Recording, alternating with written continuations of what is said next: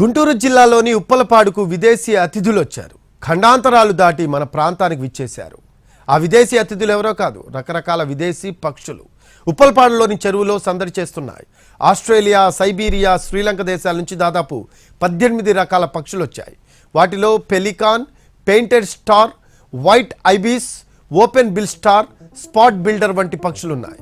వాటిని చూసేందుకు వస్తున్న పర్యాటకులకు కనువిందు చేస్తున్నాయి. గుంటూరు జిల్లాలో ఉన్న అరుదైన పక్షుల కేంద్రంగా ఉప్పలపాడుకు ప్రత్యేక గుర్తింపు ఉంది. ఉప్పలపాడు పక్షుల కేంద్రంలో సంవత్సరం పొడవునా విదేశీ పక్షులు ఉంటూనే ఉన్నాయి. గుంటూరుకి కేవలం 5 కిలోమీటర్ల దూరంలో ఈ పక్షుల కేంద్రం. దీంతో గుంటూరు ప్రజలతో పాటు ఇతర ప్రాంతాల నుంచి కూడా పెద్ద ఎత్తున పర్యాటకులు వస్తున్నారు. ఇటు ఆంధ్రప్రదేశ్లోని అనేక జిల్లాలతో పాటు తెలంగాణ ప్రాంతం నుంచి కూడా ప్రత్యేకంగా ఈ పక్షులను చూసి ఆనందించేందుకు పర్యాటక ప్రేమికులు వస్తూ ఉంటారు. ఈ పక్షుల కోసం ఉప్పలపాడు పక్షుల కేంద్రంలో ప్రభుత్వం ప్రత్యేక ఏర్పాట్లను చేసింది. ఫెన్సింగ్ ఏర్పాటు చేయడంతో పాటు పక్షులకు హాని కలిగించకుండా ప్రత్యేక బృందాన్ని కూడా నియమించింది. దాంతోపాటు పక్షులకు అవసరమైన ఆహారాన్ని, చేపలను, నత్తలను ప్రతి 3 నెలలకు ఒకసారి పెద్ద ఎత్తున ఈ చెరువులో వదులుతారు.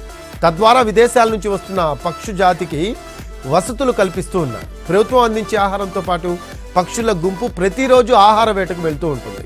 గుంటూరు నుంచి చీరాల, సూర్యలంక తదితర ప్రాంతాలకు వెళ్ళి అక్కడ సముద్రంలో ఉన్న చేపలను వేటాడే అక్కడికి నుంచి తీసుకొస్తాయట ఈ పక్షులు. తాము ఆహారాన్ని తినడంతో పాటు తమ పిల్లలకు సైతం ఆ ప్రాంతాల నుంచి చేపలను ఆహార రూపంలో తీసుకొచ్చి అందిస్తూ ఉంటాయి. గుంటూరు నుంచి నిజాంపట్నం, సూర్యలంక ప్రాంతాలకు గంట వ్యవధిలోనే ఈ పక్షులు ప్రయాణం చేస్తాయని, ఆహారాన్ని సంపాదించుకొని తిరిగి సాయంత్రానికి ఉప్పలపాడులోని పక్షుల కేంద్రానికి చేరుకొని తమ పిల్లలకు ఆహారాన్ని అందిస్తాయని చెప్తున్నారు.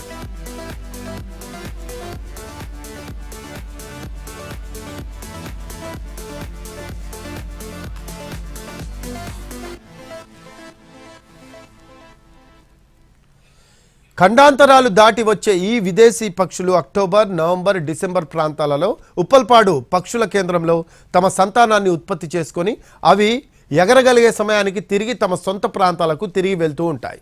అలా వెళ్ళిన పక్షులు మళ్ళీ ఇదే ప్రాంతాన్ని గుర్తుపెట్టుకొని కొత్త స్నేహితులతో కలిసి ఇదే స్థానానికి వచ్చి చేరుతూ ఉంటాయి.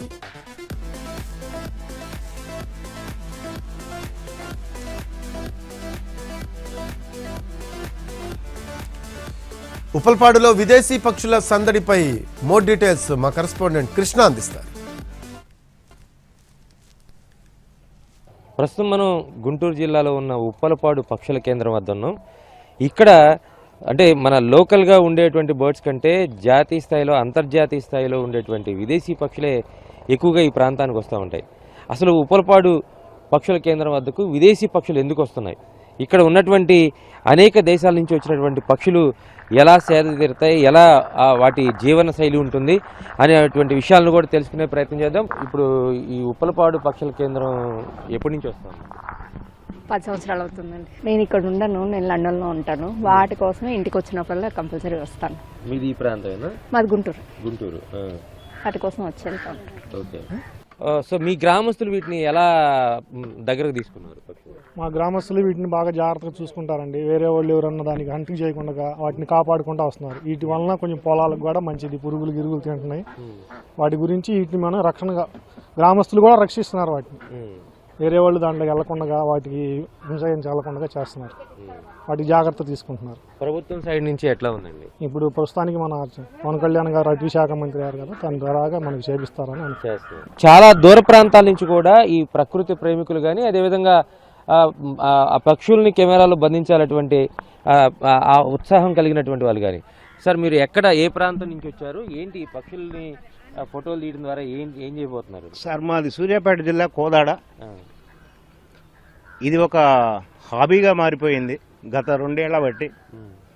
సంవత్సరానికి 2 సార్లు ఇక్కడికి వచ్చి సరదాగా ఫోటోలు తీసుకొని దాంట్లో ప్రకృతికి సంబంధించిన వైరుధ్యం బాగా అవపడుతుంది.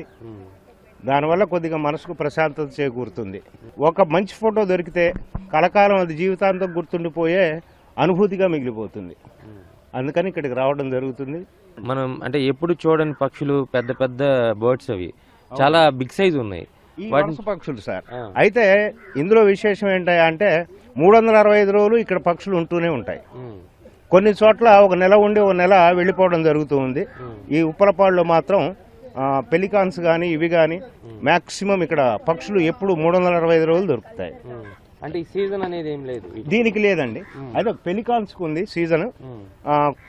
కొన్ని ఇక్కడ పిల్లల్ని పెట్టి అవి పెద్ద అయిన తర్వాత తీసుకొని వెళ్ళిపోయి మళ్ళా నవంబరు డిసెంబర్ ఆ ప్రాంతంలో వస్తాయి.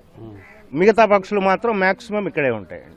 అంటే పక్షులు కొన్ని వేల కిలోమీటర్లు ట్రావెల్ చేసి మళ్ళీ అక్కడి నుంచి ఇక్కడికి రావటం, అంటే వాటి సొంత ప్రాంతాన్ని వీడి ఇక్కడికి రావటం అంటే అది నిజంగా అద్భుతమే సార్, చెప్పలేము. అది ఎక్కడ ఆగకుండా వేల కిలోమీటర్లు ప్రయాణం చేసి వచ్చి మళ్ళా పిల్లలు తయారైన తర్వాత వాటిని తీసుకుని వెళ్ళిపోతాయి.